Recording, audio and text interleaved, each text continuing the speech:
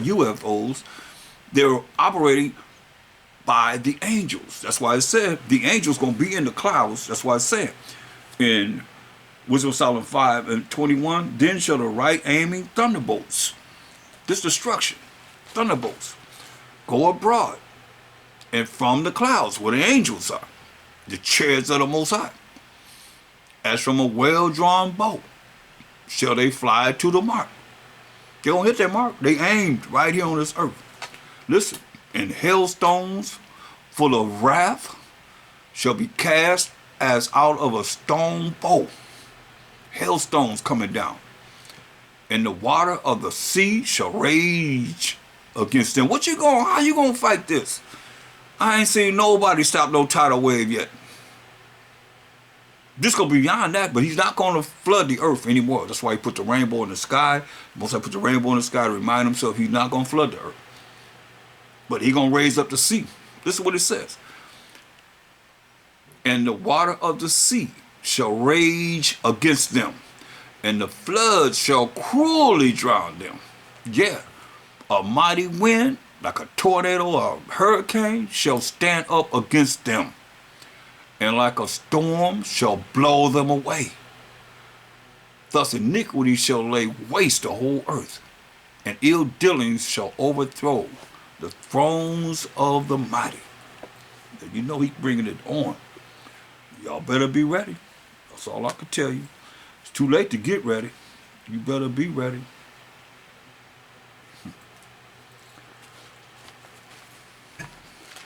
Speaking of it, go to Amos 5 and 18. Amos 5 and 18.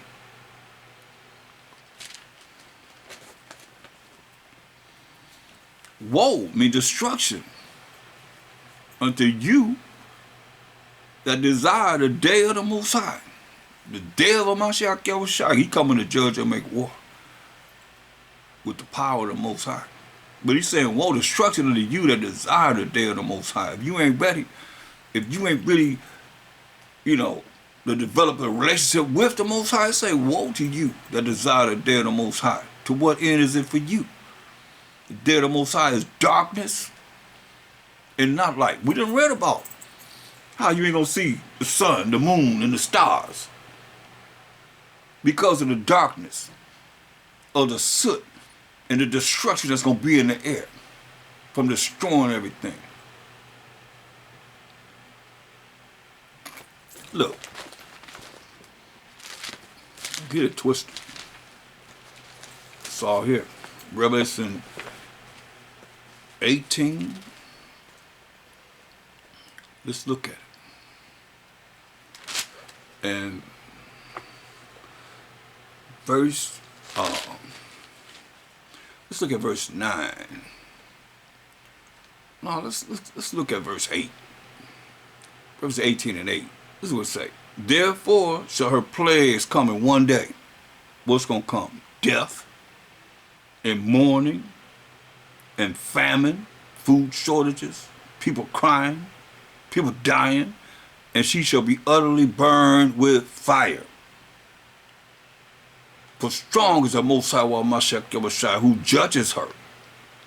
And the kings of the earth, all these other leaders of the earth, who have committed fornication and lived deliciously with her, with America, shall bewail her. They're going to be crying and lament for her when they shall see the smoke of her burning, when they see her burning, standing afar off for the fear of her torment. They ain't gonna be trying to come to no rescue on this day. Standing afar off for the fear of her torment, saying, alas, alas, that great city Babylon, that's America. That mighty city, how long is it take on my second try to destroy this place? For in 1 hour is thy judgment come. There it is. That's why the Most High said, hey, Amos 5:18, woe, destruction unto you that desire the day of the Most High, wow, Mashiach Yahushua. To what end is it for you? Day of the Most High, wow, Mashiach Yahushua, Elohim is darkness and not light. As if a man did flee from a lion. You running from a lion and a bear met him. got away from the lion and a bear's waiting on you. Or went into the house and leaned his hand on the wall and a serpent bit him. Poisonous snake bite you. Shall not the day of the Most High be darkness and not light? Even very dark and no brightness in it. Coincides with what I've heard so far. What about you? But what we heard, the spirit may go down. It goes on and on and on. Habakkuk 3:3. The book of Habakkuk 3:3.